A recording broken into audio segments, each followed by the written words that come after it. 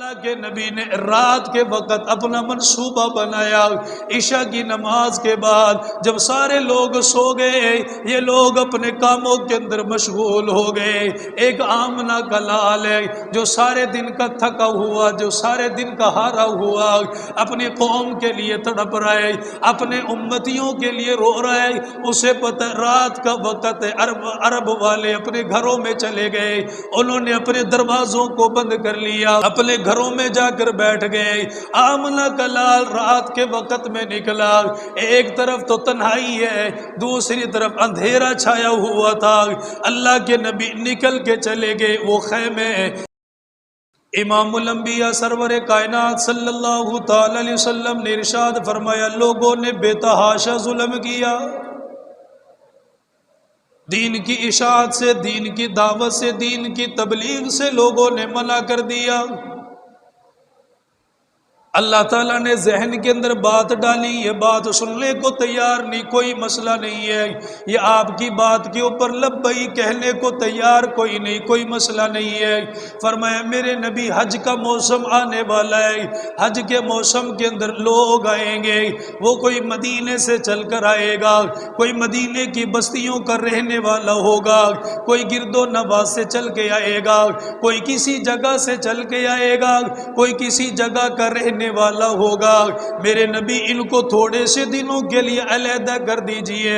اب آپ اپنی تبلیغ مسافروں کے اوپر شروع فرما دیجئے.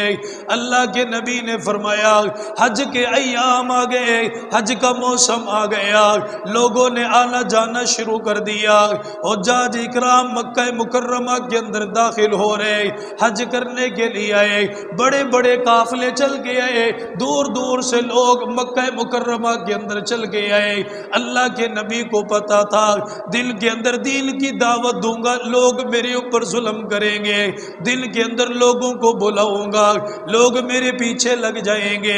دل کے اندر کسی کو اللہ کے دین کی دعوت دی جائے گی، یہ عرب والے پھر میرے مخالف بن جائیں گے.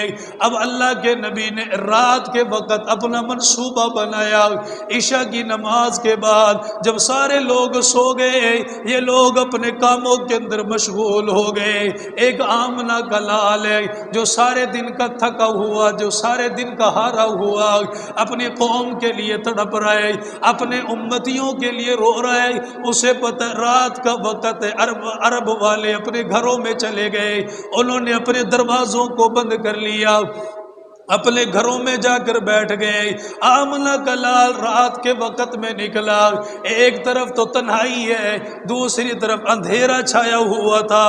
اللہ کے نبی نکل کے چلے گئے وہ خیمے مکہ کے پاس لگے ہوئے تھے. وہ حجاج اکرام جو دور دور سے چل کے آئے، ان کے خیموں کے پاس چلے گئے. اللہ کے نبی نے فرمایا ایک خیمے کے اندر میں چلا گیا. اس خیمے کے اندر جا کر دیکھا 6 افراد آپس کے اندر باتیں کر رہے، آپس میں چیمہ گوئیاں ہو رہی ہے. اللہ کے نبی نے ان سے اجازت مانگی ہے، انہوں نے آنے کی اجازت دے دی. اللہ کے نبی اندر داخل ہوئے، انہوں نے آپ کا چہرہ دیکھا. چہرہ دیکھ کر کہنے لگے واللہ ایسا چہرہ دنیا میں ہم نے کسی کا نہیں دیکھا. اللہ کے نبی نے فرمایا بیٹھنے کی اجازت تم سے چاہتا ہوں، مجھے بیٹھنے کا موقع دے دو. انہوں نے کہا بیٹھ جائیں جی. اللہ کے نبی کو بیٹھنے کا موقع مل گیا. اللہ کے رسول تشریف فرما ہو گئے. انہوں نے کہا بتاؤ کیسے آنا ہو گیا. اللہ کے نبی نے قرآن پڑھ کے سنایا، انہیں دین کی طرف بلایا. زبان اتنی پیاری تھی، اس کی زبان سے جو جملہ نکلتا تھا وہ دل کے اوپر اثر کرتا تھا. چہرہ اتنا حسین تھا، کائنات کے اندر ایسا اللہ نے کسی کو نہیں بنایا. ان 6 لوگوں نے اللہ کی بات، اللہ کے نبی کی بات سنی ہے، اپنا چہرہ جھکا دیا. ان میں سب سے پہلے اسعد بن زرارہ رضی اللہ تعالیٰ عنہ ایک صحابی ہے، اس نے اپنا ہاتھ آگے بڑھا دیا، اللہ کے نبی کے ہاتھ میں اپنا ہاتھ دے دیا اور عرض کرنے لگا یا رسول اللہ مجھے کلمہ پڑھائیے، مجھے مسلمان بنا دیجئے.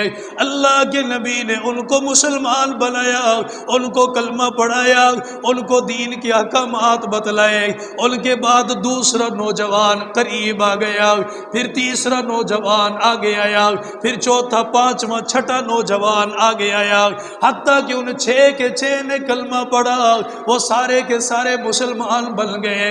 اللہ کے نبی نے فرمایا ابھی تم یہاں سے چلے جاؤ، اب جلدی ہماری ملاقات نہیں ہوگی، اگر ملاقات جلدی ہوگی تمہارے لیے مصیبتیں آ جائیں گی، تمہارے لیے تکلیفیں آ جائیں گی، یہ عرب کے لوگ تمہیں باندھ کر ماریں گے، تمہارے ہاتھوں کے اندر پاؤں میں بیڑیاں ڈال دی جائیں گی، اگلے سال آؤ گے پھر ملاقات ہو جائے گی۔ اگلا سال آ گیا، اگلے سال یہ 12 افراد ہیں، 6 کے اوپر انہوں نے محنت کی ہے، مدینے سے 6 کو لے کر آئے، مزید 12 کی تعداد بن گئی۔ اللہ کے نبی نے دین کے احکامات بتلائے، ان کو کلمے کا تقاضا بتایا، ان کو دین کا تقاضا بتایا، اپنی نبوت کی باتیں انہیں سمجھائی ہے، یہ مضبوط ہو کر نکلے۔ اللہ کے نبی نے ان کے ساتھ مصعب بن عمیر کو بھی روانہ کر دیا، جاؤ تم بھی مدینے میں چلے جاؤ، وہاں کے لوگوں کو جا کر اللہ کا قرآن سکھاؤ، وہاں کے لوگوں کو جا کر نماز سکھاؤ، وہاں کے لوگوں کو جا کر دین کی باتیں بتاؤ۔ مصعب بن عمیر چلے گئے، انہوں نے مدینے کے اندر دین کی خدمت کا آغاز کر دیا، لوگوں کو قرآن سنایا، لوگوں کو دین کی طرف بلایا۔ اگلا سال آیا، ایام حج کا، یہ پہلے 12 افراد آئے تھے، اب اللہ نے ان کو 73 بنا دیا، یہ اتنے سارے لوگ آئے، ان سب نے کلمہ پڑھا، مسلمان بن گئے، اللہ کے نبی علیہ السلام کی محبت لے کر رخصت ہو گئے۔ پھر ان کے اندر ایک نوجوان وہ تڑپ کے کہنے لگا اے اللہ کے رسول، مدینے کے اندر فضا قائم ہو چکی ہے، مدینے کے لوگ آپ کی راہ تک رہے ہیں، آپ کا انتظار کر رہے ہیں، اے اللہ کے نبی ہم بڑے انتظار کرتے رہے، آپ ہمارے پاس تشریف لے کے آئے۔ آمنہ کے لال نے فرمایا تم مجھے بلا تو رہے ہو لیکن خیال کرنا اگر میں آ گیا پھر میرا دفاع، میرا تحفظ کرنا تمہارے اوپر فرض ہو جائے گا۔ ان کا جی آپ تشریف تو لائیں، ہم تو آپ کے لیے سب کچھ چھوڑ دیں گے، آپ آئے تو صحیح نا، مدینے کے اندر جانا ہے تو پہلے مدینے کے حالات تو بنانے ہیں نا۔ وہاں ایک دین کی محنت کا سلسلہ شروع کیا، لوگ آئے، کلمہ پڑھتے رہے، اور اتنے منتظر ہو گئے کہ وہ اللہ کے نبی کا انتظار کرتے رہے کہ کب اللہ کے رسول آئیں گے۔ فضا بنی ہے مدینے کے اندر حضرت مصعب بن عمیر رضی اللہ تعالیٰ عنہ کے ذریعے سے۔ اللہ کا قرآن اتنا پیارا، جو سنتا تھا ان کے دلوں کے اوپر اثر ہوتا تھا۔ اسے دین کی تبلیغ کے لیے مدینے کے اندر بھیجا گیا۔ حضرت مصعب بن عمیر رضی اللہ تعالیٰ عنہ فرماتے میں سمجھ گیا مجھے کس کام کے لیے بھیجا گیا، میں نے اس کام کو پورا کیا، آغاز کیا، لوگوں تک دین کا پیغام پہنچایا، لوگوں کو جمع کر لیا گیا۔ فرمایا ابتدا کے اندر کوئی جگہ تو نہ ملی ہے جہاں پر لوگوں کو دین کی طرف بلایا جائے گا، کوئی دوسری بڑی جگہ کا انتظام تو نہ ہوا، البتہ ایک چھوٹی سی بیٹھک کے اندر لوگوں کو بلایا گیا، وہاں پر دین کی دعوت کا آغاز کر دیا گیا۔ حضرت مصعب بن عمیر رضی اللہ تعالیٰ عنہ فرماتے گئے لوگوں کا حلقہ لگا ہوا تھا، میں اللہ کا قرآن پڑھ کے سنا رہا تھا، لوگوں کو دین کی طرف بلا رہا تھا۔ اتنے میں اسید بن حضیر رضی اللہ تعالیٰ عنہ تشریف لائے، انہوں نے ہاتھ میں تلوار پکڑی ہوئی تھی، ننگی تلوار لہرا کر کہنے لگے اے مصعب بن عمیر جہاں سے آیا واپس چلا جا، ہمارے لوگوں کو بد دین کیوں بناتا ہے، ان کے دلوں کے اندر ہماری نفرتیں کیوں ڈالتا ہے، کیوں ان لوگوں کو دین سے دور کر رہا ہے۔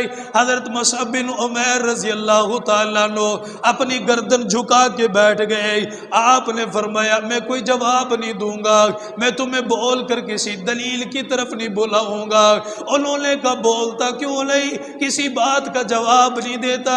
آپ نے فرمایا میں ایک بات کہوں گا، تم تھوڑی سی دیر کے لیے میرے پاس بیٹھ جاؤ، اللہ کا قرآن سنو، جو آمنہ کا خیال لے کر آیا جو اللہ نے ان کے سینے کے اوپر نازل فرمایا۔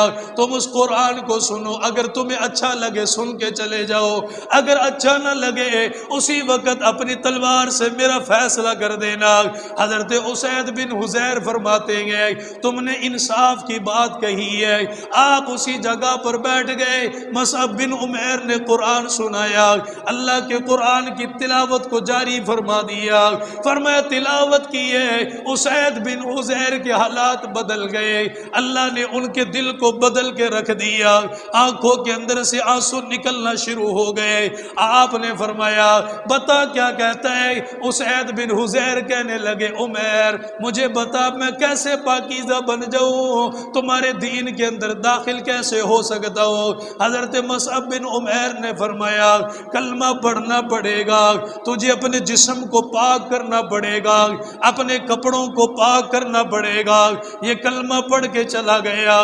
پھر آپ نے فرمایا ہماری قوم کے اندر ایک نوجوان ہے، اس کا نام حضرت سعد رضی اللہ تعالیٰ عنہ، اگر وہ کلمہ پڑھ لے میری ساری قوم کلمہ پڑھے گی، ساری قوم آپ کی خدمت کے لیے آ جائے گی۔ آپ نے فرمایا وہ کون ہے؟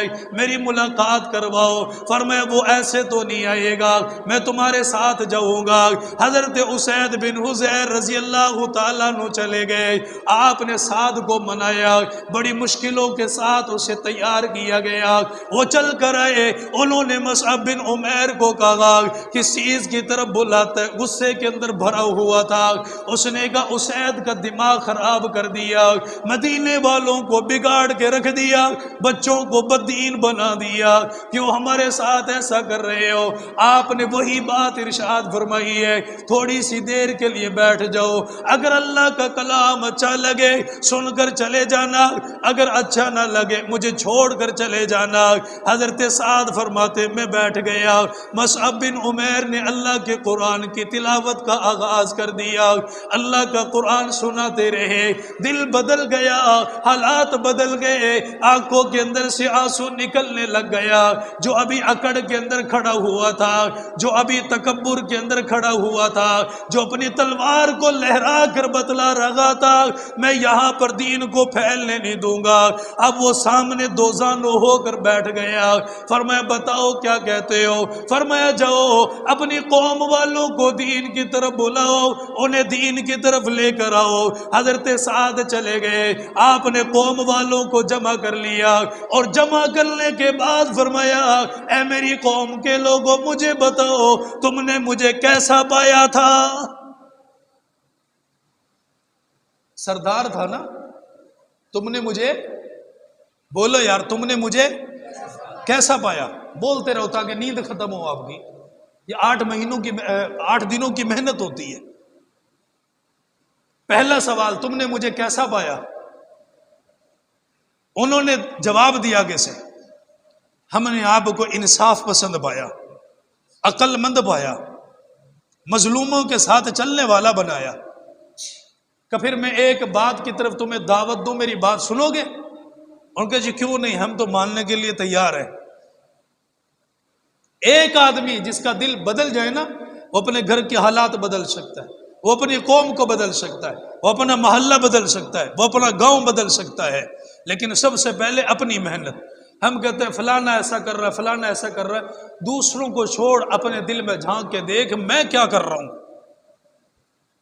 وہاں انفرادی محنت ہوتی تھی، اپنا دل دیکھا جاتا تھا سب سے پہلے۔ اس نے کہا میں تمہیں ایک دین کی طرف دعوت دوں تو تم قبول کر لو گے؟ وہ کہا جی کیوں نہیں کریں گے، آپ سے زیادہ اچھا ہم نے کسی کو نہیں پایا۔ حضرت سعد رضی اللہ تعالیٰ عنہ فرمانے لگے پھر پڑھو قولوا لا الہ الا اللہ۔ قوم ساری کی ساری جمع ہو گئی، ایک نے کلمہ پڑھا، دوسرے نے پڑھا، تیسرے نے کلمہ پڑھا، حتیٰ کہ آپ کے سارے لوگوں نے کلمہ پڑھا، مسلمان بن گئے، مدینے کی فضا قائم ہو گئی، مدینے کے اندر دین عام ہونا شروع ہو گیا، مدینے کے اندر لوگوں کو پتہ چل گیا، لوگ آمنہ کے لال کے تذکرے کرنے لگ گئے، محبوب رب ذوالجلال کے تذکرے ہونے لگے، آپس میں ایک دوسرے سے پوچھنے لگے وہ نبی کب آئے گا، اس نبی کو کب یہاں پر لایا جائے گا، وہ نبی کس دن کس مہینے میں آئے گا۔ سارے لوگ آمنہ کے لال کا انتظار کرنے لگ گئے۔ فرمایا پھر ان مدینے کے لوگوں نے دیکھا جب ان کی تعداد زیادہ بڑھ گئی، دین کا آغاز ہو گیا، دین کی محنت کو جاری فرما دیا۔ فرما انہی حالات میں دیکھا گیا یہودیوں کی بستیاں موجود ہیں، انہوں نے ہفتے کے اندر ایک دن مقرر کیا ہوا ہے، انہوں نے اس دن کے اندر جمع ہونا ہے، ہفتے کے دن کے اندر آئیں گے، اللہ کی عبادت کریں گے، اپنے نبیوں کے طریقے پر عبادت کرنے کے بعد چلے جائیں گے۔ ان مدینے کے مسلمانوں نے کہہ دیا ہمارے پاس ایسا کوئی دن کوئی نہیں جس دن کے اندر ہم جمع ہوں گے، ہمیں کیا کرنا چاہیے؟ انہوں نے آپس کے اندر فیصلہ کیا گیا، عقل کے ذریعے سے فیصلہ منوایا گیا۔ انہوں نے کہا جمعے کا دن آئے گا، ہم سارے کے سارے جمعے کے دن جمع ہو جائیں گے، ایک دوسرے سے پوچھیں گے تم نے دین کے لیے کیا کام کیا، تم نے دین کے لیے کتنی محنت کی ہے، تم نے دین کے لیے کتنے قدم اٹھائے۔ انہوں نے جمعے کے دن جمع ہوئے، سب کو جمع کیا گیا، ایک جمعے کے دن جمع ہو گئے، پھر اگلا جمعہ آ گیا، پھر پریشان ہو گئے کہیں اللہ کی طرف سے ہمارے اوپر عتاب نہ اتر جائے۔ اللہ کا حکم کوئی نہیں آیا، ہم نے خود بخود لوگوں کو جمع کر لیا۔ فرمایا ابھی اضطراب کے اندر پڑے ہوئے تھے، ہمیں کرنا چاہیے یا نہ کرنا چاہیے۔ ادھر آمنہ کے لال کی طرف سے پیغام مل گیا تم جمعے کا اہتمام کرو، یہ ادا اللہ کو تمہاری عرشوں پہ پسند آ گئی ہے۔ حالات بن گئے نا مدینے کے، خود مکہ کے اندر موجود ہیں اور محنت مدینے کے اندر جاری ہے، چونکہ عرب والوں نے تو بین کر دیا، بائیکاٹ کر دیا کہ نہ آپ دعوت دے سکتے ہیں، نہ ہمارے لوگوں کو دین کی طرف بلا سکتے ہیں، نہ کھلم کھلا دین کی دعوت دیں گے، نہ خفیہ طور پر۔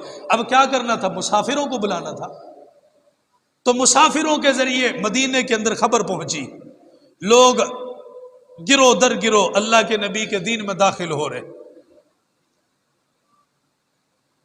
نبوت کا جب 13واں سال آیا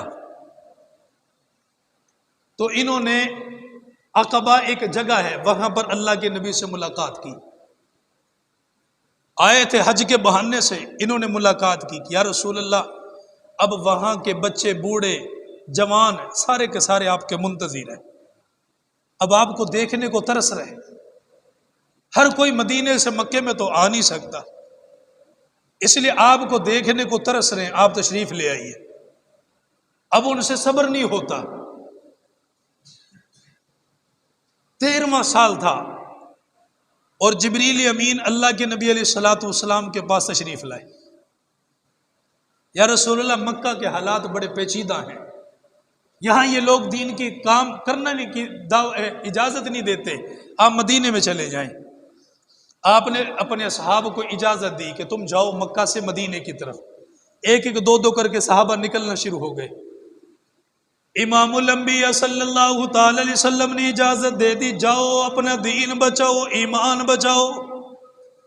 اس سے پہلے ایک ہجرت حبشہ کی طرف بھی ہوئی لیکن مسلمان واپس آئے، اب اللہ کے نبی نے فرمایا کھجوروں والی آبادی کی طرف چلے جاؤ۔ جو عمرہ کر کے آئے نا، حج کر کے آئے، انہیں پتہ ہے کھجوروں کی آبادی، کھجوروں کے باغات، دوسری فصلیں تو دور دور تک نظر نہیں آتی، کہ اس بستی کی طرف ہجرت کر کے جاؤ۔ آپ نے اپنے صحابہ اکرام کو اجازت عطا فرمائی، رات کے اندھیرے میں صحابہ دو دو تین تین چار چار کر کے نکل کے جانے لگے۔ عرب والوں کو پتہ چل گیا اگر یہاں سے چلے گئے کسی اور جگہ پر جا کر اپنا مرکز بنائیں گے، ہمارے اوپر چڑھائی کریں گے، ان کے لیے کچھ نہ کچھ کرنا چاہیے۔ انہوں نے دار الندوہ میں لوگوں کو جمع کر لیا۔ یہ کون؟ دار الندوہ ایک پارلیمنٹ کی حیثیت رکھتی ہے۔ اس کا ممبر کون بنتا ہے؟ اس کا ممبر وہ بنے گا جس کی عمر 40 سال سے اوپر ہوگی، 40 سال سے کم عمر والے اس کا ممبر نہیں بنے گا۔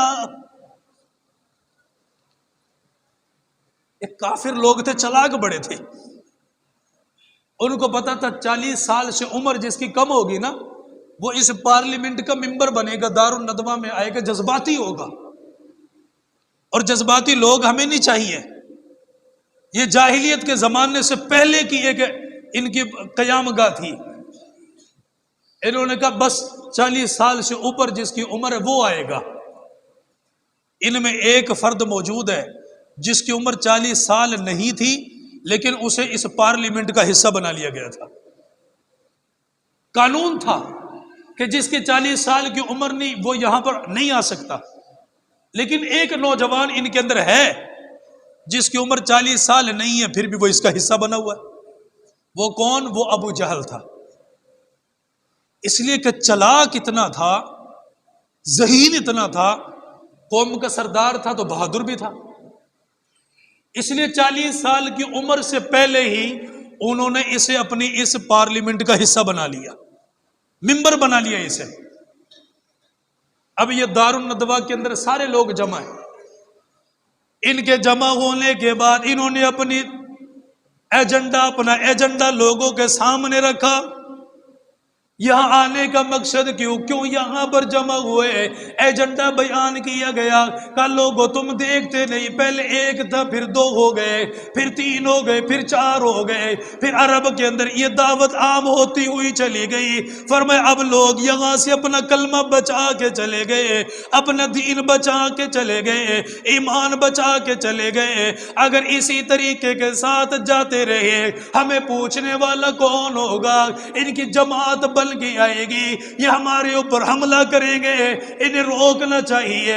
انہوں نے دارالندوہ کے اندر میٹنگ کا آغاز کر دیا۔ فرمایا اتنے میں دروازہ کھلا، ایک بزرگ آدمی جس نے ہاتھ کے اندر عصا پکڑا ہوا تھا، ہاتھ کے اندر تسبیح پکڑی ہوئی تھی، جبہ پہنا ہوا تھا، سفید رنگ کی داڑھی تھی، اور وہ کمر جھکاؤ کے ساتھ اندر داخل ہوا۔ ان لوگوں نے اسے دیکھنے کے بعد پہلا سوال کیا، من انت، تو کون ہے؟ کیا سوال کیا؟ تو کون ہے؟ تو کون ہے؟ پوچھتے تو ہیں نا لوگ۔ بھئی یہ سارے جتنے بھی چہرے بیٹھے ہوئے ہیں سارے معلوم ہیں، یہ ایک اوپرا سا آدمی جو ہماری اس پارلیمنٹ کے اندر داخل ہوا یہ کون ہے؟ اور بغیر اجازت کے تو کوئی آ نہیں سکتا۔ یہ کون ہے؟ اس سے پوچھا گیا من انتا، تو کون ہے؟ ومن دخل علینا بخلوتی کا، اور ہماری خلوت کے اندر تو نے دخل ڈالا ہے، کون ہے؟ اس نے کہا یہ نہ پوچھو میں کون ہوں، تمہارا جو ایجنڈا چل رہا ہے نا اس کے اوپر میں تھوڑی سی بات کر سکتا ہوں، اور ممکن ہے کہ تمہیں کوئی اچھی بات بتا دوں۔ انہوں نے کہا یار تجربہ کار آدمی لگتا ہے، بوڑھا ہے، اور ویسے بھی اس پارلیمنٹ کا حصہ وہی بنتا ہے جس کی عمر 40 سال سے زیادہ ہو، تو یہ تو بن سکتا ہے نا، بوڑھا آدمی ہے، بٹھا لو۔ اسے بٹھا لیا گیا۔ کھڑے ہوں جی، بتائیں کیا کہنا چاہتے ہیں؟ اس پارلیمنٹ کا پہلا ممبر کھڑا ہوا، پہلا ممبر جس نے ایجنڈا سننے کے بعد اپنی تقریر کا آغاز کیا۔ اس نے کہا میں نے دیکھا ہے لوگ یہاں سے کلمہ پڑھنے کے بعد نکل کے چلے گئے، اس لیے میں یہ کہتا ہوں اس نبی کو کسی گھر کے اندر کسی بیٹھک میں اسے قید کرو، اسے ملنا جلنا بند کر دو۔ ان لوگوں نے آپس میں ایک دوسرے سے پوچھا تم بتاؤ کیا کہتے ہو؟ ایک سے پوچھا گیا، دوسرے نے حمایت کا آغاز کر دیا۔ اس نے کہا میں متفق ہوں، یہ ٹھیک کہہ رہا ہے۔ اب اس شیطان کے پاس آ گئے، اس سے پوچھا گیا تو بتا کیا کہتا ہے؟ اس نے کہا مجھے یہ رائے بالکل بھی پسند نہیں آئی ہے، اس لیے اگر تم اسے قید کرو گے، کیا تم نے ان کا کلمہ پڑھنے والے نہیں دیکھے؟ وہ آئیں گے اپنے نبی کو چھڑا کر لے کر چلے جائیں گے۔ یہ کوئی اچھی بات تھوڑی ہے، کوئی مضبوط بات کرو، کوئی اچھی بات کرو۔ ایک دوسرا نوجوان کھڑا ہوا، اس نے کہا میں یہ کہتا ہوں کہ اس نبی کو جلا وطن کر دو، او یخرجو کا نکال دو۔ انہوں نے پھر ووٹیں ڈالی ہیں، ایک سے پوچھا، دوسرے سے، تیسرے سے، بات شیطان کے پاس آ کر ٹھہر گئی۔ اس نے کہا کیا کہتا ہے؟ اس نے کہا نہیں، جلا وطن کرو گے، دوسری جگہ پہ جائے گا، محنت کرے گا، لوگوں کو اکٹھا کرے گا، تمہارے اوپر چڑھاوا کرے گا۔ کوئی اور بولے، اب جس کی عمر 40 سال سے کم ہے اور اس پارلیمنٹ کا وہ حصہ بنا ہوا ہے، کون تھا وہ؟ ابو جہل تھا۔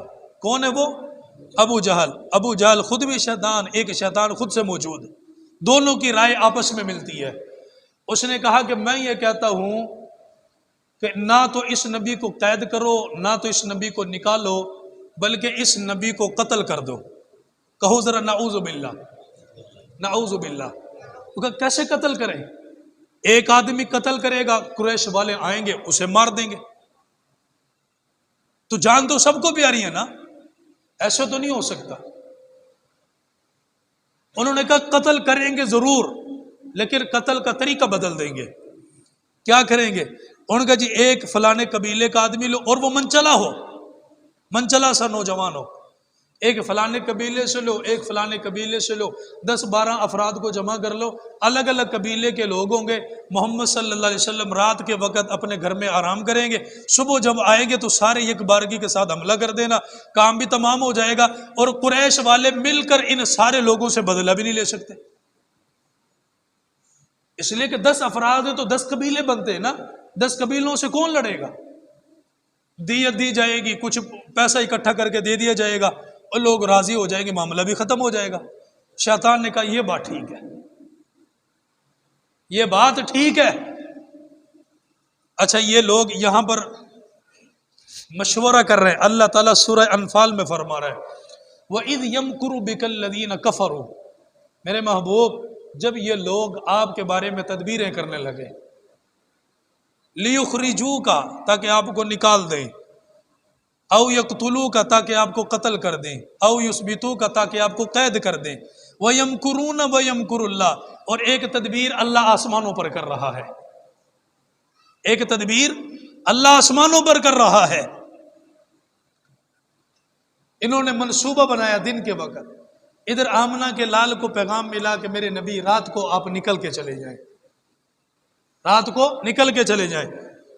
امام الانبیاء سرکار مدینہ صلی اللہ تعالی علیہ وسلم حضرت ابو بکر صدیق کے دروازے پہ آئے، دوپہر کا وقت اور چہرہ مبارک کے اوپر افسردگی کے آثار ظاہر ہیں، آسمانوں کے اوپر سورج چمک رہا ہے جس کی کرنوں کی وجہ سے محبوب صلی اللہ علیہ وسلم کے چہرے کے اوپر پسینہ آ رہا ہے۔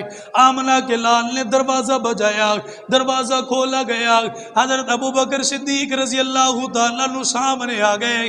اللہ کے نبی نے فرمایا ابو بکر کوئی بھی تیرے گھر کے اندر موجود ہے اسے یہاں سے نکال دو، میں نے خلوت کے اندر آپ سے کوئی بات کرنی ہے۔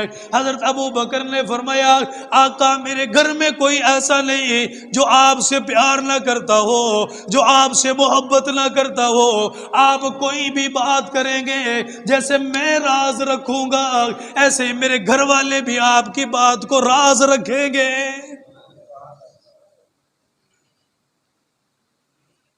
آپ نے فرمایا ابو بکر ہجرت کا حکم مل گیا، اب ہمیں نکلنا پڑے گا۔ حضرت ابو بکر صدیق رضی اللہ تعالیٰ عنہ نے سنا، آنکھوں کے اندر سے آنسو نکلنے لگ گیا۔ آپ نے پوچھا کیوں ناراض ہو رہے ہو، کیوں آنکھوں کے اندر سے آنسو نکل آیا؟ فرمایا اللہ کے نبی سارے چلے گئے، ہجرت کر کے چلے گئے، اپنا دین بچا کے چلے گئے، اپنے ایمان بچا کے چلے گئے، میں یہاں پہ باقی رہ گیا، مجھے بتائیے مجھے کب جانے کا موقع ملے گا؟ اللہ کے نبی نے فرمایا ابو بکر تو اکیلا نہیں جائے گا، تجھے اللہ کے نبی کے ساتھ جانے کا موقع ملے گا۔ اما عائشہ فرماتی ہے یہ زندگی میں پہلا موقع تھا جب میں نے دیکھا کہ خوشی کی وجہ سے میرے باپ کی آنکھوں میں آنسو نکل آئے۔ آپ نے فرمایا ابو بکر 2 اونٹنیاں تیار رکھو، رات کے وقت میں آؤں گا، ایک اونٹنی پر آپ سوار ہو رہے دوسری پر میں، اور ببول کے درختوں کے پتے ان اونٹنیوں کو کھلاؤ۔ حضرت ابو بکر صدیق فرماتے میں نے مکمل تیاری کی، جتنا گھر کے اندر جو بھی سونا چاندی کچھ بھی پڑا ہوا تھا سارا اکٹھا کیا، اور ایسے ایک میرے پاس کپڑا موجود، اس کپڑے کو میں نے بچھایا، اس کے اوپر ڈال دیا، اس کے اوپر ڈال دیا، اسے باندھا، ایک گٹھڑی بنائی تاکہ ساتھ محبوب کے لے کے جاؤں، راستے میں میرے نبی کو تکلیف نہ ہو، میرے نبی کو تکلیف نہ ہو۔ اللہ کے نبی علیہ الصلوۃ والسلام رات کے وقت اپنے گھر میں تشریف فرمائے، گھر میں تشریف فرمائے، اور کافروں کا ایجنڈا انہوں نے کہا جی اسے ملتوی نہیں کرنا، آج ہی اسے پورا کرنا ہے، آج ہی اس کے اوپر عمل کرنا ہے، اس نبی کے گھر کا محاصرہ کرو، اس نبی کے گھر کا محاصرہ کرو۔ یہ لوگ نکل کے آئے، انہوں نے آمنہ کے لال کا گھر کا محاصرہ کر لیا، گھر کا محاصرہ کر لیا۔ امام الانبیاء سرکار مدینہ صلی اللہ تعالی علیہ وسلم کو حکم ملا رات کے وقت نکل کے چلے جاؤ۔ آپ نے گھر کے اندر سے جھانک کر دیکھا پورے مکان کا گھراؤ ہی ہوا پڑا ہے۔ آپ نے فرمایا جبریل کیسے نکل کے جاؤں، یہاں پر تو لوگ ننگی تلواروں کو لے کر کھڑے ہوئے ہیں، نکلنے کا راستہ موجود کوئی نہیں، یہاں سے جانے کی جگہ موجود کوئی نہیں، عقل تو یہ کہتی ہے جو یہاں سے نکلے گا مارا جائے گا، وہ قتل کر دیا جائے گا۔ حضرت جبریل امین نے فرمایا آقا نکلنے کا مزہ تو ابھی آئے گا تاکہ ان کے سامنے سے نکل کے چلے جائیں۔ آپ نے حضرت علی کو بلا لیا اور بلانے کے بعد فرمایا علی میری چارپائی کے اوپر آ کر لیٹ جاؤ، فرمایا پریشان نہیں ہونا، آپ کو کوئی نقصان نہیں ہوگا، ساری رات آرام کرتے رہنا، ان امانتوں کو ادا کرنے کے بعد تم بھی مدینے میں واپس آ جانا۔ حضرت علی رضی اللہ تعالیٰ عنہ افسردہ ہو گئے، محبوب کے ساتھ جانے کا موقع نہ ملا، اللہ کے نبی کے ساتھ رخصت ہونے کا موقع نہ ملا، لیکن حکم کو پورا کرنا ضروری ہے، اس لیے اللہ کے نبی کے حکم کو مان لیا۔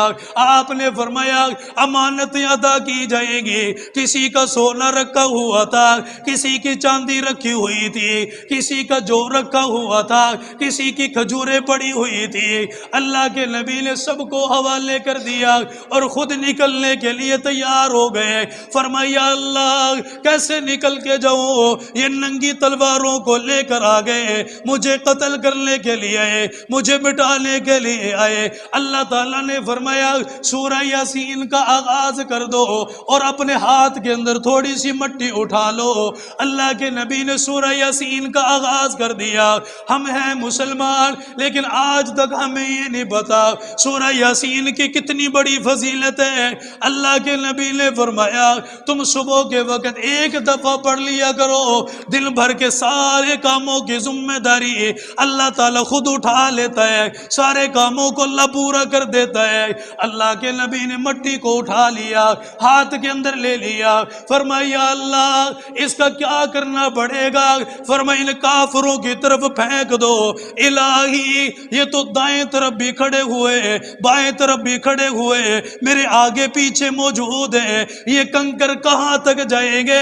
فرمایا میرے محبوب پھینکنا آپ کا کام ہے، ان کی آنکھوں میں پہنچا دینا، ان کو اندھا کر دینا میرا کام ہے۔ اللہ کے نبی تشریف لائے، آپ نے مٹی کو پکڑا، ان کافروں کی طرف پھینک دیا۔ زبان کے اوپر آیات مبارکہ جاری ہے وَجَعَلْنَا مِن بَيْنِ أَيْدِيهِمْ سَدًّا وَمِن خَلْفِهِمْ سَدًّا۔ اللہ نے آگے بھی باڑ لگا دی، پیچھے بھی باڑ لگا دی، اور فَهُمْ لَا يُبْصِرُونَ، یہ کافر لوگ آپ کو دیکھ نہیں سکیں گے، یہ پہلے بھی اندھے تھے، آج اللہ تعالیٰ آنکھوں سے بھی ان کو اندھا فرما دے گا۔ اچھا بصیرت تو ان کے پاس پہلے بھی نہیں تھی، بصیرت کہتے دل کے ذریعے سے کسی بات کو پہچان لینا، بصیرت سے تو پہلے بھی محروم تھے کہ آپ کے دین کو نہیں جانتے تھے، آج اللہ ان سے بصارت بھی چھین لے گا، بصارت آنکھ کی بھی نہیں، اللہ وہ بھی چھین لے گا۔ محبوب نے مٹی اٹھائی اور چاروں طرف پھینکی، اللہ نے ان کی آنکھوں میں ڈالی، ایک دوسرے سے لڑنے جھگڑنے لگے، اور آمنہ کا لال وہاں سے نکلا، اور نکل کر کس کے دروازے پر گیا بھائی؟ بولو نا کس کے دروازے پر گیا؟ حضرت ابو بکر صدیق رضی اللہ تعالیٰ عنہ کے دروازے پر دستک دی، ابو بکر چلیے اللہ کا حکم آ چکا ہے، گھر ہے ابو بکر کا، دستک حضور کی ہے، کس کو بلا رہے ہیں؟ ابو بکر کو بلا رہے ہیں، سب کچھ اٹھا لیا۔ جب چلے گئے نا حضرت ابو بکر صدیق رضی اللہ تعالیٰ عنہ کے والد، ان کا نام کیا تھا؟ ابو قحافہ رضی اللہ تعالیٰ عنہ، وہ گھر میں آئے، انہوں نے بچیوں کو بلایا جن میں حضرت اسما بھی تھی، ان کو بلا کے کہا کہ تمہارا ابا تو سب کچھ لے گیا ہوگا نا، تمہارے لیے کچھ نہیں چھوڑ کے گیا ہوگا، اب تمہارے اوپر غربت آئے گی، بھوک آئے گی، افلاس آئے گا، اب کیا کرو گی؟ اچھا بچیاں بھی بڑی چلاک تھی، آج کی بچیوں کو موبائل چاہیے، موبائل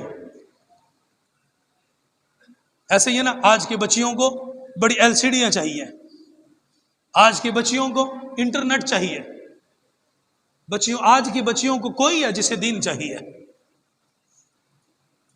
وہ بچیاں بھی بڑی چلاک تھی، انہوں نے ایسے گٹھڑی جو ابو بکر صدیق رضی اللہ تعالیٰ نے تیار کی وہ ساتھ لے گئے، ایک دوسرا کپڑا بچھایا، اس کے اوپر چھوٹے چھوٹے پتھر لا کے ڈالے، وہ کلیجہ پھٹ جاتا اللہ کی قسم، کہ دین کے لیے لوگ ایسے بھی قربانیاں دیتے تھے، چھوٹی چھوٹی پتھر کی ٹھیکریاں جمع کی، ان کو جمع کرنے کے بعد چونکہ دادا آنکھوں سے نبینا تھا، نظر نہیں آتا تھا، اور اس گٹھڑی کو ایسے بند کیا، لا کر سامنے رکھا، اور ہاتھ پکڑ کے اپنے دادا جان کا اس کے اوپر رکھا، گٹھڑی کے اوپر، کہ دادا جان ہاتھ لگا کے دیکھ، ہمارا ابا تو بہت کچھ چھوڑ کے چلا گیا ہمارے لیے، اور جان نکل جاتی ہے،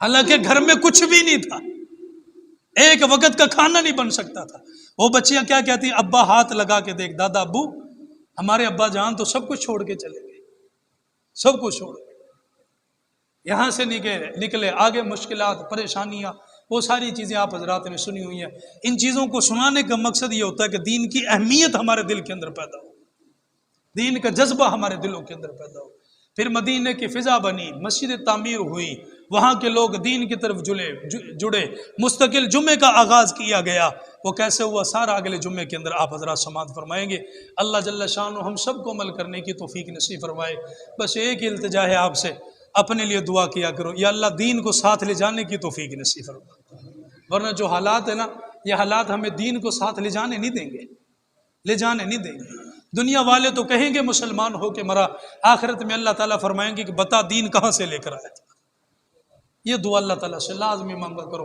یا اللہ جب جائیں نا دیندار ہو کر جائیں، آخری وقت آئے تو ہماری زبان پر کلمہ جاری ہو چکا، اللہ ہم سب کو عمل کرنے کی توفیق نصیب فرمائے، احکام شریعت کو صحیح معنوں میں اللہ تعالی ہم سب کو اپنانے کی توفیق نصیب فرمائے، نمازوں کی پابندی اللہ جل مجدہ ہم سب کو کرنے کی توفیق نصیب فرمائے۔